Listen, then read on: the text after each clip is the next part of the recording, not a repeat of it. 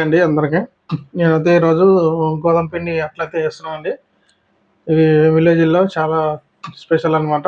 ఏదని చెప్తానండి స్పెషల్. ఇది ఒక కప్పు పెద్ద కప్‌తోనైతే ఒక గోధుమ పిండి అయితే తీసుకున్నానండి. బొంబాయి రవ్వ అయితే ఏస్తున్నాను. ఒక 2 స్పూన్లు బొంబాయి రవ్వ అయితే ఏస్తాను క్రిస్పీ కోసం.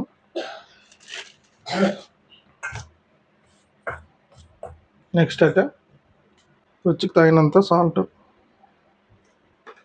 పసుపు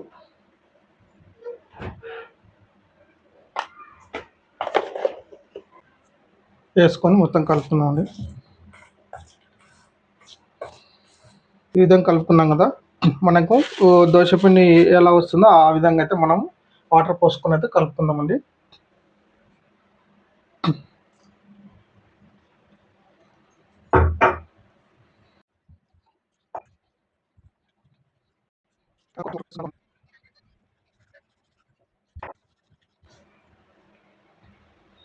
చూడండి, ఈ విధంగా దోశ పిండి వచ్చే విధంగా అయితే కలుపుకోవాలి. దీంట్లోకి స్టఫింగ్ చేయాలండి. ఆ స్టఫింగ్ ఎలా చేయాలనేది చూపిస్తాను ఇప్పుడు.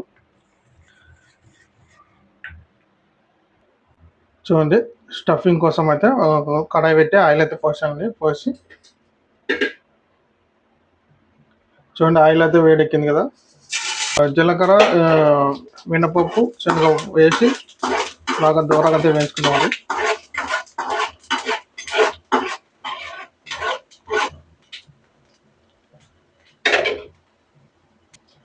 నెక్స్ట్ అవి వేగిన వెంటనే ఆనియన్స్, పచ్చిమిర్చి వేసుకొని కలుపుకుందామండి.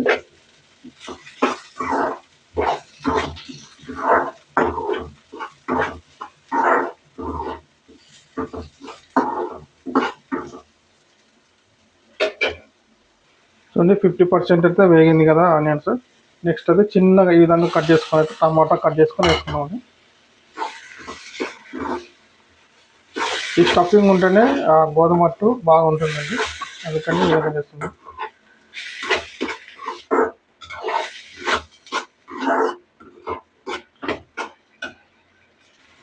చూడి, ఈ విధంగా కరివేపాకు కూడా వేసాను. కరివేపాకు వేసి కలిపానండి. ఆ విధంగా 50% అయినాక నెక్స్ట్ అయితే ఇంగువ అయితే వేసుకుంటున్నానండి. ఇంగువ వేసుకోండి, మంచి ఫ్లేవరు. వేసి కలుపుకొని స్టవ్ అయితే ఆఫ్ చేస్తానండి. స్టవ్ ఆఫ్ చేసి ఇది చల్లార్చినాక దాంట్లో పిండిలో అయితే కలిపేసుకుంటాను స్టఫింగ్ని. కొంచెం చల్లారదాము. చల్లారిందండి. చల్లారినాక దీంట్లో స్టఫింగ్ వేసి మనం అయితే కలుపుకుందాం.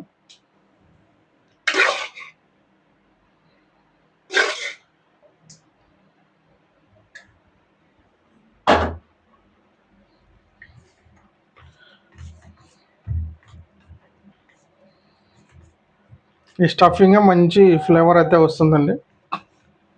ఇంకా అట్టేసుకుంటే ఇంకా టేస్టీగా తినవచ్చు.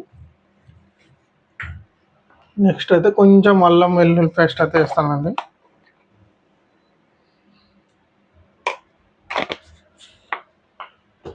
వేసి కలుపుకుందాం.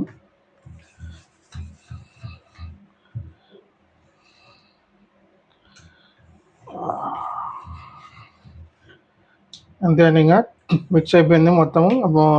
ఒక 10 నిమిషాలు ఉంచేసి మనం నెక్స్ట్ అయితే ఇంకా అట్లయితే వేసుకుందామండి పెన్నం పైన.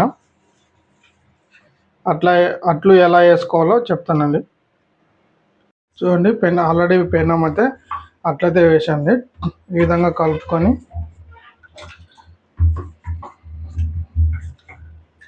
అట్లయితే వేసుకుందామండి.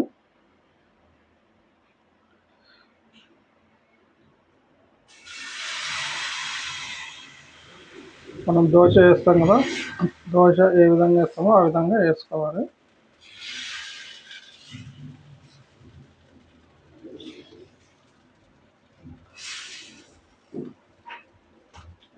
వేసుకొని కొంచెం అయితే ఆయిల్ అయితే వేసుకున్నామండి.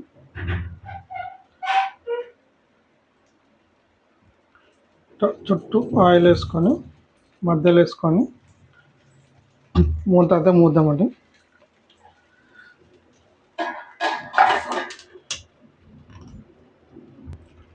చూడండి, ఇప్పుడు చూద్దాం.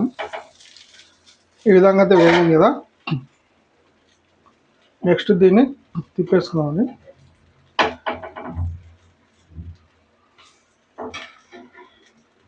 చిన్నగా తిప్పేసుకోవాలి, లేదంటే కలిబిల్ అయిపోతుంది మొత్తము.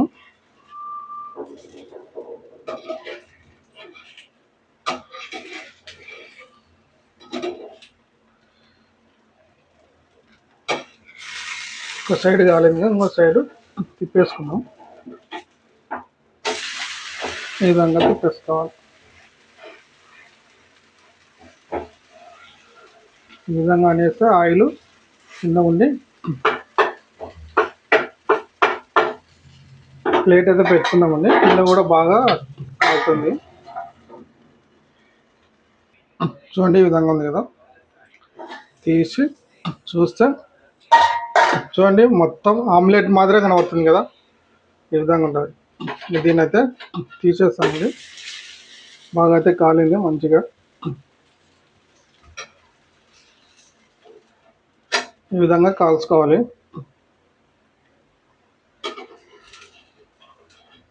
ప్లేట్లోకి అయితే తీసేస్తానండి. అన్నీ అయితే ఈ విధంగానే వేసుకుందామండి. చూడండి అట్లయితే తయారైనాయి, మంచిగా ఉన్నాయి వేడివేడిగా. దీంట్లోకి చట్నీ అనేది ఏదైనా తీసుకోవచ్చు. నేనైతే కొంచెం స్పైసీగా ఉందని చక్కెర అయితే చక్కెర తీసుకొని తింటున్నా.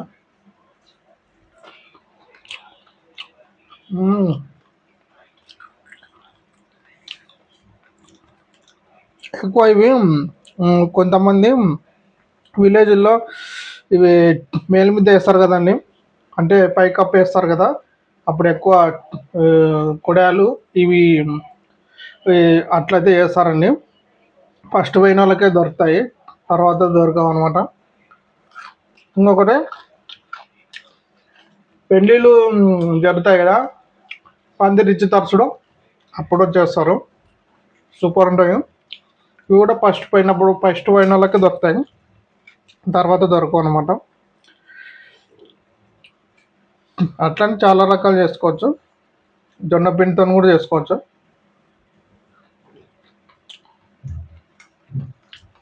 సూపర్ ఉన్నాయి.